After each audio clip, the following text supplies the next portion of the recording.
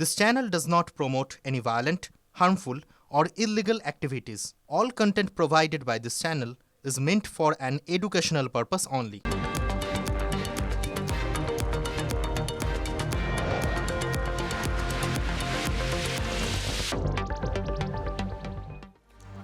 নমস্কার, দেখছেন TV9 বাংলা। আপনাদের সঙ্গে আমি অনির্বাণ। বেঙ্গল ব্রেকিং নিয়ে আমার সঙ্গে আমি শর্মিষ্ঠা রয়েছি।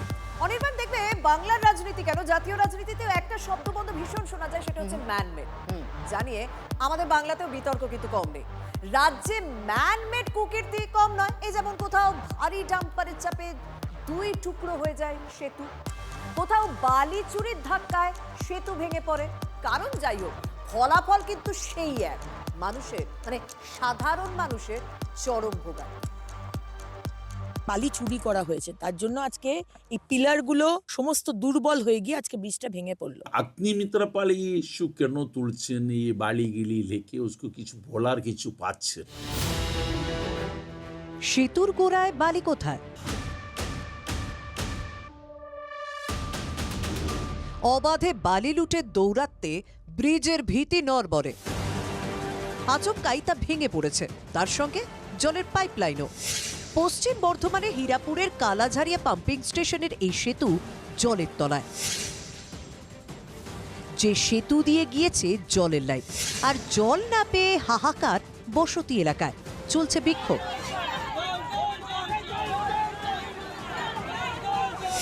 তারপরও পাইপলাইন ঠিক হয়নি। নিজের বিধানসভা এলাকায় বালি মাফিয়া রুখতে বারবার অভিযানে নেমেছেন অগ্নিমিত্রা পাল। হীরাপুরের ঘটনাস্থলেও দলবল নিয়ে যান বিজেপি বিধায়ক। তার অভিযোগ, চুরি সিন্ডিকেটের জন্য এই ভয়ঙ্কর পরিস্থিতি। শুধু দামোদরের বালি নয়, লুটের হাত থেকে কিছুই বাকি থাকছে না। খাবার জল চাইছে, তার ব্যবস্থা করুন। রাজনীতি করবেন না, এই জন্যেই আপনাদের বিসর্জন অবশ্যম্ভাবী এই 2026-এর এপ্রিল মাসে, এই কারণের জন্য। হীরাপুরের ব্রিজ জলের তলায়, জলের তলায় জলের লাইন। রাজনীতি অবশ্য জেগে আছে। যে এই কনস্টিটুয়েন্সি মতে उसको প্রচুর ইস্যু আছে। इसको को ডেভেলপমেন্টে কথা লেকে কেন বলছে না? সিএল লেকে কেন বলছে না? কেন্দ্রীয় গভর্নমেন্টের আন্ডারে আছে। তারা বিবৃতি দেবার, যারা ফুটেজ নেবার নিয়ে পরে চলে গেছে। আমরা দেখলাম কি করে এটাকে তাড়াতাড়ি ঠিক করা যায়। তৈরি করা বিপর্যয়ের দায় যাদের নেওয়ার কথা তাদের ঠিকই মিলছে না। দামোদরের পাড়ের মানুষ এক রাশ বিরক্তি নিয়ে বলছেন, নেতারা বালি চুরির নতুন জায়গা খুঁজতে ব্যস্ত। যে চন্দ্রশেখর চট্টোপাধ্যায়ের রিপোর্ট, TV9 বাংলা। গ্রুপ ডির পরীক্ষায় পাশ করে আপনি কি ডাক্তারি করতে পারবেন, কিংবা হোমিওপ্যাথি নিয়ে পড়ে অ্যালোপ্যাথির চিকিৎসা? দক্ষিণ 24 পরগনার এই স্বাস্থ্য কেন্দ্র, মানে যে স্বাস্থ্য কেন্দ্রের ছবি এবার আপনাদের সামনে তুলে ধরবো, সেখানে সবই সম্ভব। যেখানে প্রাথমিক স্বাস্থ্য কেন্দ্রে চিকিৎসার প্রাথমিক নিয়মে মানা হয় না। ভাঙড়ের স্বাস্থ্য এমনই ভঙ্গুর। কারো জ্বর, কারো গ্যাসের জ্বালা, অনেক আশা নিয়ে তারা লাইনে দাঁড়িয়েছে, কিন্তু ডাক্তার কই? ডাক্তারি এবং ওষুধ দেওয়া এই দুটোই যে গ্রুপ ডি কর্মী করছেন। এখানেই শেষ নয়, নার্সিং, রেজিস্ট্রার সবই সামলান গ্রুপ ডি কর্মী। ফার্মাসিস্টের ওষুধও আপনি দেন? আপনার ডেজিগনেশনটা একটুখানি বলবেন? আপনি group D staff? Group D staff হিসেবে কিভাবে আপনি ওষুধ দিতে পারেন? আপনি ক্যামেরাটা বন্ধ করুন, আমি বলছি। এটি ভাঙড়ের বিজয়গঞ্জ বাজারে প্রাথমিক স্বাস্থ্যকেন্দ্র, যেখানে গত পঞ্চায়েত ভোটে রণক্ষেত্রের চেহারা নিয়েছিল। সেখানে অনেকটা জায়গা জুড়ে হাসপাতাল। এক শিশু খেলতে গিয়ে পড়ে যায়, তাকে তড়িঘড়ি আনা হয় প্রাথমিক স্বাস্থ্যকেন্দ্র। গ্রুপ ডি কর্মী এগিয়ে এলেন, পরিস্থিতির সুবিধা নয় বুঝে হাসপাতালে এক হোমিওপ্যাথি ডাক্তারকে ডেকে আনলেন। তা বলে অ্যালোপ্যাথি চিকিৎসা হোমিওপ্যাথি চিকিৎসক দিয়ে? মাঝে মাঝে এরকম ডাক পড়ে আপনার চিকিৎসার জন্য? হ্যাঁ, অসুবিধা হলে নিশ্চয়ই আমাকে, এখানে আমি সেকেন্ড এমও আছি, তো আমাকে একটু যেতে হবে। প্রশাসন সূত্রে জানা গেছে, একটি প্রাথমিক স্বাস্থ্যকেন্দ্রে অন্তত 2 জন চিকিৎসক থাকার কথা। 4 জন নার্স, ফার্মাসিস্ট 1 জন, আর গ্রুপ ডি 4 জন। সরকারি ব্যবস্থাপনার হিসেব ভাঙড়বাসীর কাছে আকাশ কুসুমের মতন। গ্রুপ ডি কর্মী আর হোমিওপ্যাথি ডাক্তারের পাল্লায় পড়ে রোগীদের মাথা গরম হওয়ার জোগাড়। না চেক করে ওষুধ দিচ্ছে, খেয়ে আরও মাথা টাথা ঘুরছে। আর ডাক্তার বলে কোনো জিনিস নেই। ডাক্তার বললে 2টো ওষুধ দিচ্ছে, 8টা দিচ্ছে না। এরকম করে রুগী বাঁচবে কি করে? প্রেশার সুগার তো কিছু দেখে না, আমরা যে ওষুধ দিচ্ছে খেয়ে মাথা ঘুরছে, উঠতেই পারছি। আমি এসলাম এলাপতির জন্য, এসে দেখলাম তো ভাঙড়ের বিজয়গঞ্জে প্রাথমিক স্বাস্থ্য কেন্দ্রে দুর্দশা নিয়ে যাদের জবাব দেওয়ার কথা তারা চুপ। ডিওএইচের কাছে আসলাম, তিনি সেই বিষয়ে পরিষ্কার জানালেন তিনি কোনো মন্তব্য করবেন না। অথচ এই বিজয়গঞ্জ প্রাথমিক স্বাস্থ্য কেন্দ্রের উপর নির্ভরশীল ভাঙড়ের 3টি অঞ্চলের প্রায় 1 লক্ষ মানুষ। ডাক্তারির এমন নমুনা পেয়ে তাদের ছুটতে হয় 30 কিলোমিটার দূরের আরজিকর হাসপাতাল অথবা এনআরএসি। যাদবপুর লোকসভার অন্তর্গত ভাঙড়ে এটাই চিকিৎসার হাল। এদিকে পাশের লোকসভা ডায়মন্ড হারবার থেকে সেবাশ্রয় প্রকল্প হলদি পেরিয়ে পৌঁছে গেছে নন্দীগ্রামে। সেবাশ্রয়ের একটু সেবার ছোঁয়া কি ভায়া ভাঙড় হয়ে যেতে পারতো না? প্রশ্ন গ্রামবাসীদের। ভাঙড় থেকে সত্যজিৎ মণ্ডলের রিপোর্ট, TV9 বাংলা। কেন্দ্রের বঞ্চনা, তৃণমূলের শীর্ষ নেতৃত্ব থেকে নিচুতল, কিছু হলেই সবাই এ ধরনের রাগ কাটতেই অভ্যস্ত। এবার সেই অভ্যাস কি রাজ্যের অফিসারদের মধ্যে, মানে সরকারি আধিকারিকদের মধ্যে ছড়িয়ে পড়ছে? হুগলির খানাকুলের ভিডিওর ভাবগতিক কিন্তু অন্যরকম টেকছে। পশ্চিমবঙ্গ সরকার দীর্ঘ বঞ্চনার পরেও আপনাদের হাতে বাংলার বাড়ি গ্রামীণের যে টাকা তুলে দিয়েছিলেন, আপনারা সেই সদ্ব্যবহার করেছেন সঠিকভাবে। সরকারি মঞ্চ, সেখানে বক্তার এমন বর্ণনা শুনলে আপনার মনে হতেই পারে কোনো তৃণমূল নেতার এটা চেনা কাঁদুনি। ইনি কোনো তৃণমূল নেতা নন, একজন বিডিও। সেই সরকারি আধিকারিক কিনা তৃণমূল নেতাদের মতোই সরকারি মঞ্চে কেন্দ্রের বিরোধিতায় গলা চড়ালেন আর উল্টো দিকে প্রশংসা করলেন রাজ্য সরকারের। ইনি হুগলির খানাকুল 1 নম্বর ব্লকের বিডিও অরিন্দম মুখোপাধ্যায়, যিনি কিছুদিন আগে খানাকুলের বিজেপি বিধায়কের সঙ্গে তুমুল বাগবিতণ্ডায় জড়িয়েছিলেন। তারও খানিক আগে আউশগ্রামের ভিডিও থাকাকালীন অনুব্রত মণ্ডলকে প্রণাম করে দিয়েছিলেন মহামানব আখ্যা। সেই ভিডিও আবার তার মন্তব্যের ব্যাখ্যা দিতে গিয়ে বিতর্ক আরও বাড়িয়েছেন। আপনারা নিশ্চয়ই অবগত আছেন, প্রাইম মিনিস্টার আবাস যোজনা বলে PMAY যে স্কিমের টাকা এখন আর আসে না। তার ফলে পশ্চিমবঙ্গের এই নতুন স্কিম। ভিডিওর বচন শুনে তাকে তৃণমূলের দলদাস হিসেবে তোপ দেখেছে বিজেপি, পাল্টা জবাব দিয়েছে তৃণমূলও। চেয়ারে বসে ওনাকে তাবেদারি করার জন্য বলা হয়নি। এসআইআর নিয়ে অনেক কিছু করছেন এই ভিডিও, নিশ্চিতভাবে ইলেকশন ঘোষণা হলে ভিডিওর বিরুদ্ধে অ্যাকশন নেওয়া হবে। বিধায়ক সাহেবকে অনুরোধ করব, কেন্দ্রীয় সরকার থেকে বাড়ি নিয়ে আসুন, মানুষকে দেন। বিডিও সাহেবও কেন্দ্রীয় সরকারের এতে যে কাজ হবে ওনারা তো করছেন। সরকারি মঞ্চে রাজ্য সরকারের গুণগান, ছত্রে ছত্রে কেন্দ্রের সমালোচনা এক ভিডিওর। বিরোধীদের প্রশ্ন, এরপরও দল প্রশাসন মিশে যাওয়ার অভিযোগ কি আর মিথ্যা বলতে পারবে রাজ্যের শাসক দল? হুগলি থেকে তন্ময় বৈরাগীর রিপোর্ট, TV9 বাংলা। সুপ্রিম কোর্টের নির্দেশও তুচ্ছ স্বঘোষিত দাবাং প্রাক্তন ভিডিওর কাছে। সর্বোচ্চ আদালতের সময়সীমা অনেক আগে পার হয়ে গিয়েছে, তবুও আত্মসমর্পণ করল না রাজগঞ্জের প্রাক্তন ভিডিও প্রশান্ত বর্মন। কোন সাগরের অতলে লুকিয়ে এই প্রশান্ত, নাকি প্রশাসন হদিশ জেনেও চুপ রয়েছে? সুপ্রিম কোর্টের ডেডলাইনের 11 দিন পার, এখনো আত্মসমর্পণ করেনি সোনা ব্যবসায়ী খুনে অভিযুক্ত প্রশান্ত বর্মন। তাকে গ্রেফতারও করেনি রাজ্যের পুলিশ। কোথায় গা ঢাকা দিয়েছে রাজগঞ্জের প্রাক্তন ভিডিও? আজও বিচারের আশায় হাপিত্যেশ করছে নিহত সোনা ব্যবসায়ীর পরিবার। প্রশান্ত বর্মনের শাস্তির দাবিতে তারা সরব। প্রশান্ত বর্মনকে অ্যারেস্ট করতে প্রথম থেকে বলেছিলাম, ও আজ পর্যন্ত অ্যারেস্ট হয়নি। এ কি অত প্রভাবশালী? আজ পর্যন্ত অ্যারেস্ট হয়নি। আমার দোকানও আজ পর্যন্ত বন্ধ আছে, আমার দোকানও খুলতে পারেনি। সল্টলেকের সোনা ব্যবসায়ী স্বপন কামিল্লাকে অপহরণ করে খুনের অভিযোগ ওঠে প্রশান্ত বর্মনের বিরুদ্ধে। 22 ডিসেম্বর খুনে অভিযুক্ত রাজগঞ্জের প্রাক্তন ভিডিও প্রশান্ত বর্মনের আগাম জামিনের আর্জি খারিজ করেছিল কলকাতা হাইকোর্ট। এরপর থেকে বেপাত্তা হয়ে যান প্রশান্ত বর্মন। সুপ্রিম কোর্টে দ্বারস্থ হওয়ার পর 23 জানুয়ারির মধ্যে তাকে আত্মসমর্পণের নির্দেশ দেয় সর্বোচ্চ আদালত। কিন্তু তারপর 11 দিন পেরিয়ে গেলেও পাত্তা নেই প্রশান্তর। এরই মধ্যে শিলিগুড়িতে তার দুটো বাড়ির খোঁজ পেল TV9 বাংলা। শিব মন্দির এশিয়ান হাইওয়েজের ধারে একটি বড় জমি কিনে বিলাসবহুল বাড়ি বানিয়েছিল প্রশান্ত। বিশাল লোহার গেটে আপাতত বড় তালা ঝুলছে। শিলিগুড়িতে প্রশান্তর একাধিক সম্পত্তি রয়েছে, বহু করে বেড়েছে সম্পত্তি। যেমন শিব মন্দিরের এই বাড়ি, এই বেশ কিছুটা জমি সহ ওই সুদৃশ্য বাড়ি, যে বাড়ির গেট আপাতত তালাবন্দি। মাঝে মধ্যেই রাতের বেলায় এই বাড়িতে আনাগোনা ছিল তৎকালীন ভিডিও প্রশান্ত বর্মনের।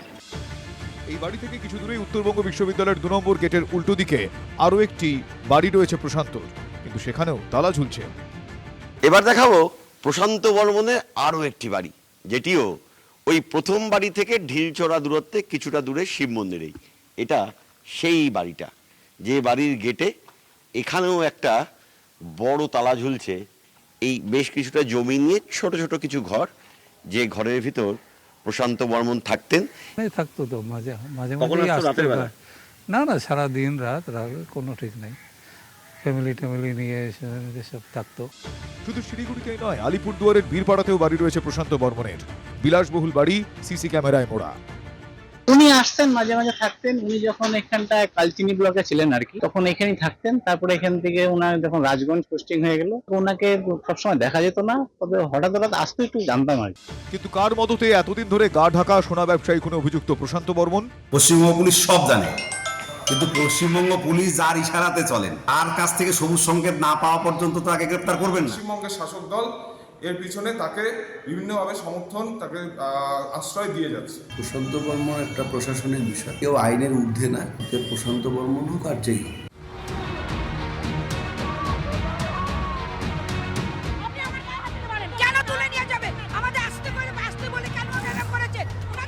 কলকাতায় বিক্ষোভ সমাবেশের আগের দিনই রাস্তা থেকে শুরু করে স্টেশন, বিভিন্ন জায়গা থেকে আশা কর্মীদের গ্রেফতার করেছিল পুলিশ আগ বাড়িয়ে। কিন্তু খুনে ফেরার অভিযুক্ত প্রশান্ত বর্মনকে গ্রেফতার তো দূরের কথা, খুঁজেই পাচ্ছে না পুলিশ। পিছনে কোন রহস্য? প্রসেনজিৎ চৌধুরী, দেবব্রত সরকার, সুজিত রায় ও নীলেশ্বর সান্যালের রিপোর্ট, TV9 বাংলা। শীতের কুয়াশা ঘেরা ভোরের আকাশ, জলাধারে চড়ে বেড়াচ্ছে ঝাঁকে ঝাঁকে বিদেশি পাখি। বাঁকুড়ার মুকুটমণিপুর জলাধারের এই ছবি ছিল অতি পরিচিত, তবে গত কয়েক বছরে আমূল বদলে গিয়েছে এই ছবিটা। শীতের মরশুমে পর্যটকদের ভিড় বেড়েছে, মুকুটমণিপুরে ভিড় কমেছে পরিযায়ী পাখি।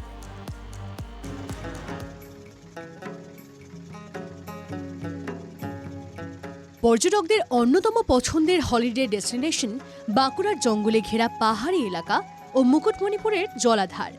সেই সঙ্গে আকর্ষণের অন্যতম কেন্দ্রবিন্দু জলাধারে চড়ে বেড়ানো ঝাঁকে ঝাঁকে বিদেশি পাখি।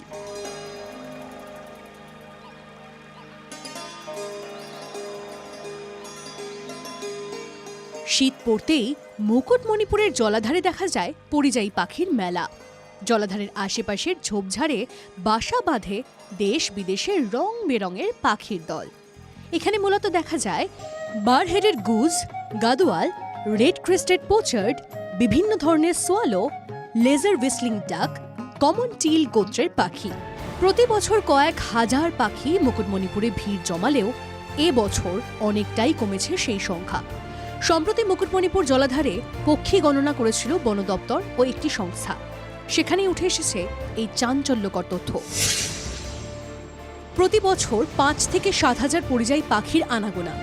এবছর পরিযায়ী পাখির সংখ্যা ৩ থেকে ৪ হাজার, যার মধ্যে লেজার হুইসলিং ডাকের সংখ্যা ২,০০০। জলাধারমুখ হয়নি নর্দার্ন পিনটেন সহ বেশ কয়েকটি পাখি। পাখি গণনার তথ্য সামনে আসতেই উদ্বিগ্ন রাজ্যের বন দপ্তর। দেশ বিদেশের পরিযায়ী পাখিদের ফেরাতে একাধিক পদক্ষেপ নিয়েছে বন বিভাগ। আমরা সবাইকে সচেতন করার জন্য আমরা বিভিন্নভাবে আমাদের অ্যাওয়ারনেস ক্যাম্প চলে, প্লাস আমরা এইখানে যারা আছে প্রশাসনিক স্তরে আমরা আলোচনা করেছি যে মহকুমার শাসকের সাথে, প্লাস অন্যান্য যারা আধিকারিক আছে, এটা যৌথ একটা প্রয়াসের প্রয়োজন আছে। হঠাৎ কেন মুখ ফেরাচ্ছে পরিযায়ী পাখির দল? কি বলছেন পরিবেশ কর্মী থেকে পাখি বিশেষজ্ঞরা? প্লাস্টিক পলিউশন হতে পারে, পেস্টিসাইড কাছাকাছি যে এগ্রিকালচার ফিল্ড আছে তার থেকে পেস্টিসাইড এসে জলের কোয়ালিটি খারাপ করছে, সেটা হতে পারে। তাছাড়া মানুষের যে অ্যানথ্রোপোজেনিক যে প্রেশার, সেটাও প্রতিদিন বাড়ছে। এই বোটের মাধ্যমে ধরুন ট্যুরিস্ট বাড়ছে, এইসবের কারণে একটা মিলিতভাবেই পাখির সংখ্যা কমছে হয়তো। মুকুটমণিপুর কি তবে আর নিরাপদ আশ্রয় নয় পরিযায়ী পাখিদের জন্য? বাঁকুড়া থেকে হীরক মুখোপাধ্যায়ের রিপোর্ট, TV9 বাংলা। খাস দক্ষিণ কলকাতার কাকুলিয়ায় যে তাণ্ডবের ঘটনা ঘটেছে, প্রকাশ্যে গুলি বোমার ঘটনা, সেই ঘটনা এবার পুলিশের জালে বাবু সোনা। যদিও অধরা শাসক ঘনিষ্ঠ মূল অভিযুক্ত সোনা পাপ্পু, তার সাকরেতকে গ্রেফতার করা হয়েছে। এরপরে ফেসবুক লাইভ সোনা পাপ্পু বাবুর খুঁজে পাচ্ছে না পুলিশ?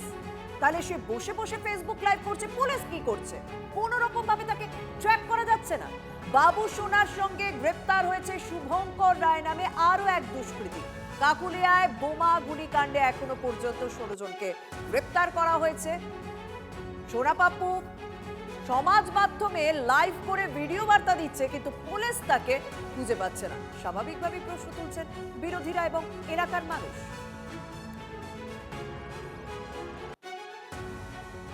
সোনা বাপুর রবিবার দিন মাঘী পূর্ণিমা, নিজের বাড়িতে মাঘী পূর্ণিমা ছিল, মানে আমার বাড়িতে মাঘী পূর্ণিমা ছিল। সকাল থেকে পুজোয় বসেছিলাম উপবাস করে,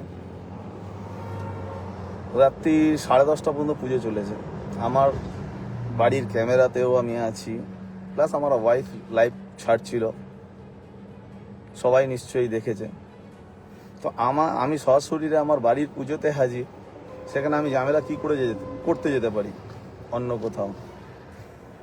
আর রইল কারোর সঙ্গে যদি আমার ফটো থাকে তাহলে আমি দোষী হয়ে গেলাম। ফটো তো শুভেন্দু অধিকারীর সঙ্গে রাকেশ সিং এর আছে, রাকেশ সিং জেল খাটছে। শুভেন্দু অধিকারী আমার ব্যাপারে বলছিল নাকি আমি বিড়ি কুড়িয়ে খাই। আমি নিজেই ব্যবসা করি, সোনার দোকান আছে আমাদের, আমরা বিড়ি কুড়িয়ে খাওয়ার লোক না, উনি বিড়ি কুড়িয়ে খাওয়ার লোক ছিল।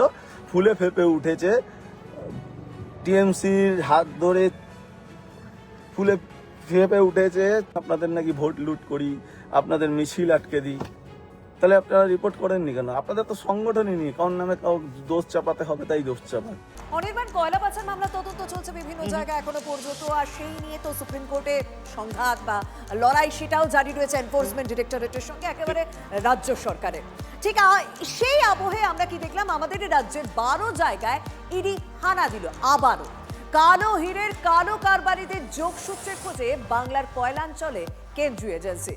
স্ক্যানারে বুদবুদ থানার ওসি, তার বাড়িতেও তল্লাশি চালানো হয়। জামুরিয়ার ব্যবসায়ীর বিভিন্ন ঠিকানা থেকে 3 বস্তা টাকা উদ্ধার হলো, আর অঙ্কটা প্রায় 1.5 কোটি। কয়লা পাচারে হাওয়ালার যোগ কি তাহলে আরো স্পষ্ট? চর্চা বিভিন্ন মহলে। हमारे ऊपर में जितना तृणमूल कांग्रेस है झूठा मामला निकाल के एजेंसी निकाल देता है। দিল্লিতে দাঁড়িয়ে কেন্দ্রীয় এজেন্সির অপব্যবহারের অভিযোগে সরব হলেন মুখ্যমন্ত্রী। আর সেদিনই বাংলার 12 জায়গায় অ্যাকশনে নামল এনফোর্সমেন্ট ডিরেক্টরেট। কয়লা পাচার মামলায় আইপ্যাকের অফিসে তল্লাশি অভিযানের নাটকীয় ঘটনার পর ঠিক 26 দিনের মাথায় জেলায় জেলায় পৌঁছল ইডি। 3 বস্তা টাকা উদ্ধার হলো জামুরিয়ার ব্যবসায়ীর বাড়ি থেকে আর গোডাউন থেকে। বুদবুদ থানার ওসি মনোরঞ্জন মণ্ডলের দুর্গাপুরের বাড়িতেও হানা দিল ইডি। এই যে থানার ওসির বাড়িতে এই মুহূর্তে এনফোর্সমেন্ট ডিরেক্টরেট তল্লাশি চালাচ্ছে, সেই বাড়ি আমি এই মুহূর্তে দেখাতে বলবো দেবব্রতকে। এই বাড়িতেই কিন্তু কেন্দ্রীয় জওয়ানদের নিয়ে এনফোর্সমেন্ট ডিরেক্টরের আধিকারিকরা তারা প্রবেশ করেছেন এবং এই মুহূর্তে তল্লাশি চলছে। কয়লা পাচার, হাওলা যোগ ও তার সঙ্গে প্রশাসনের একাংশের যোগাযোগের সূত্র খুঁজতেই মঙ্গলবার সকাল থেকে দুর্গাপুর, আসানসোল শিল্পাঞ্চলের বিভিন্ন ঠিকানায় হানা দেয় ইডি। তালিকায় জামুরিয়ার ব্যবসায়ী রাজেশ বানসালের বাড়ি, ব্যবসায়িক প্রতিষ্ঠান ও গুদাম। পান্নবেশ্বরে কয়লার কারবারি মইজুল শাহের বাড়ি, দুর্গাপুরে সেপকো টাউনশিপে ব্যবসায়ী প্রবীর দত্তের বাড়ি এবং বুদবুদ থানার ওসি মনোরঞ্জন মণ্ডলের বাড়ি। আর এইসব চুনোপুটি চায় না, বাংলার মানুষ এবার মাথা চায়। সম্প্রতি বুদবুদ থানার ওসির দায়িত্বে আসেন মনোরঞ্জন মণ্ডল। তার আগে ছিলেন বারাবণী থানায়।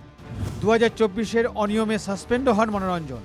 2024 সালের নভেম্বর মাসে খোদ মুখ্যমন্ত্রী মমতা বন্দ্যোপাধ্যায় সম্প্রতি সেই সময়ে তিনি অভিযোগ করেছিলেন যে নিচুতলার বেশ কিছু পুলিশ অফিসার যারা দুর্নীতির সঙ্গে যুক্ত রয়েছে, এবং তার পরপরই কিন্তু তৎকালীন বারাবণী থানার ওসি ছিলেন এই মনোরঞ্জন মণ্ডল। তখন তাকে কর্তব্যের গাফিলতি এবং অপেশাদারিত্বের জন্য তাকে সাসপেন্ড করা হয়েছিল। আজকে যিনি বুদবুদ থানার ওসি, আগে বারাবণীর ওসি ছিলেন, সেই রিলেটেডই তিনি কোল স্ক্যামের সঙ্গে যুক্ত। তাকে হেফাজতে নিয়ে তিনি 75-25 ভাগে 25 রেখে 75 কোথায় কোথায় পাঠাতেন, এটাও তদন্তকারী সংস্থার জানা উচিত এবং জনগণের সামনেও আসা উচিত। কি শুভেন্দুবাবু মনে নেই আপনার? আমি ছিলাম ওখানে বসে যখন অমিত শাহর পা ধরে বলছিলেন হামকো বাঁচা লিজিয়ে। এখন বলছেন এদের গ্রেপ্তার করা উচিত, ওদের গ্রেপ্তার করা উচিত। আর 10 বছর ধরে এই বিজেপি ইডি সিবিআই কে দিয়ে তো অনেক তদন্ত করলো, রেজাল্টটা তো হচ্ছে ঘোড়ার ডিম। কি আর কদ্দু যাবে আমার জানা নাই, ইডিকে আমি ইডিয়েট বলি, ও রেড ফেট করবে, বাকি কি হবে আমার জানা নাই। যদি ধরতেই হয় তাহলে বেশি দূর যেতে হবে না, এই খোকা বাবুর দিদিকে ধরলে সব মিটে যাবে। সব চোরের নেতা আর নেত্রী হচ্ছে এই দুজন। সূত্রের খবর, জামুরিয়ার ব্যবসায়ী রাজেশ বানসাল এবং তার 2 ছেলের বিভিন্ন ঠিকানায় তল্লাশি চালিয়ে প্রচুর টাকা উদ্ধার করেছে ইডি। অঙ্কটা প্রায় 1.5 কোটি টাকা বলে সূত্রের খবর। বানসালদের সঙ্গে কয়লা পাচারের হাওলা যোগ আছে কিনা এখন তা খতিয়ে দেখছে কেন্দ্রীয় এজেন্সি।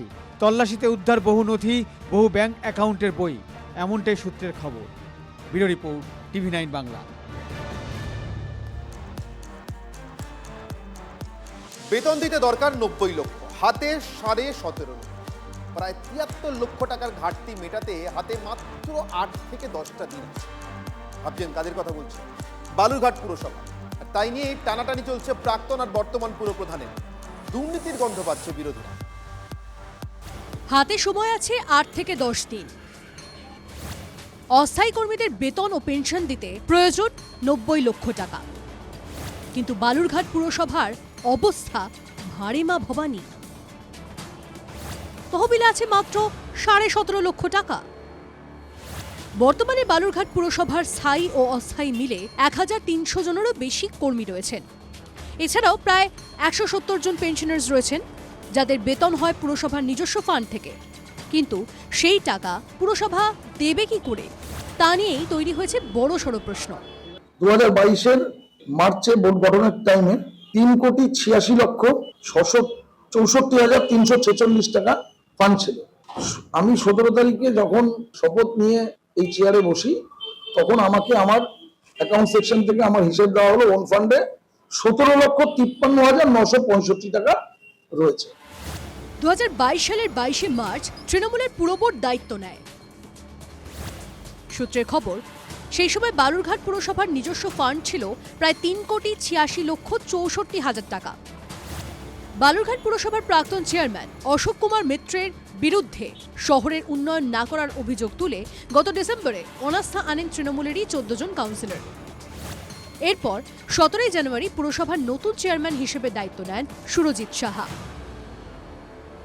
তাঁর দাবি, তিনি দায়িত্ব নেওয়ার সময় পুরসভার তহবিলে ছিল মাত্র 17.5 লক্ষ টাকা, যদিও সাফাই দিয়েছেন প্রাক্তন পুরপ্রধান। প্রায় এই 4 বছরে 2 কোটি টাকার মতো কিন্তু আমাদের এই ওন ফান্ড থেকেও গিয়েছে এবং বেশ কিছু বিএসসি সিদ্ধান্তক্রমে ডেভেলপমেন্টাল কাজও কিন্তু আমরা করেছি। তো স্বাভাবিকভাবেই এটা একটা তার রিফ্লেকশনটা হতে পারে। আর 4 বছরে সেই ভাড়ার প্রায় ফাঁকা, আর এতে দুর্নীতির গন্ধ পাচ্ছেন বিরোধীরা। আগে যারা ছিল তারাও তৃণমূল ছিল, এখন যারা এসেছে তারাও তৃণমূল আছে। তো যদি টাকা কেউ চুরি করে বা টাকা যদি অপচয় করে, তার দায় তৃণমূলেরই। নতুন চেয়ারম্যান হয়েছে, সেই চেয়ারম্যান যদি বলে আমি বেতন দিতে পারবো, দায় তো তৃণমূলের। 4 কোটি টাকা না, এই টাকাটা আরো অনেক বেশি টাকা। এইরকম একটা অরাজকতার মধ্যে দিয়ে তারা চলছে। তারা স্থায়ী পুরো সম্পদ তৈরি করার দিকে লক্ষ্য না রেখে নিজেদের স্থায়ী সম্পদ লক্ষ্য করার দিকে তাদের লক্ষ্য। দুর্নীতির কোনো প্রশ্নই নেই, বিজেপি এরকম অভিযোগ করে থাকে। এই বাংলায় পুরসভার দুর্নীতির অভিযোগ নতুন নয়। বালুরঘাটে আবার সরকারি টাকা যেন হরিণ লুট। 4 বছরে কোটি কোটি গেল কোথায়? রূপক সরকারের রিপোর্ট, TV9 বাংলা। সপ্তাহের দ্বিতীয় দিন আর এই অফিস টাইমে শিয়ালদা দক্ষিণ শাখায় বিঘ্নিত কিছুক্ষণের জন্য ট্রেন চলাচল। কারণ কি? বালিগঞ্জ স্টেশনে ওভারব্রিজ থেকে ঝাঁপ দিয়ে আত্মহত্যার ঘটনা। ওভারহেড তারে ঝলসে মৃত্যু হয়েছে ওই ব্যক্তির।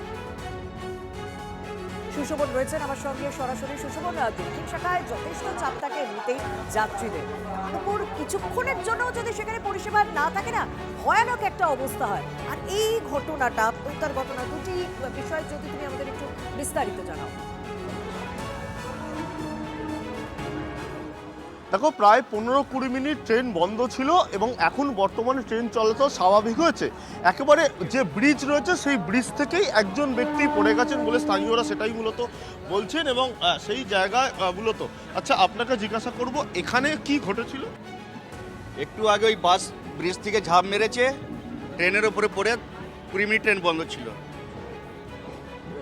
যখন যে ব্যক্তি ঝাঁপ মেরেছিল সেখানে কি মানে আপনারা তখন কি দাঁড়িয়ে ছিলেন? না না না, শুনেছি।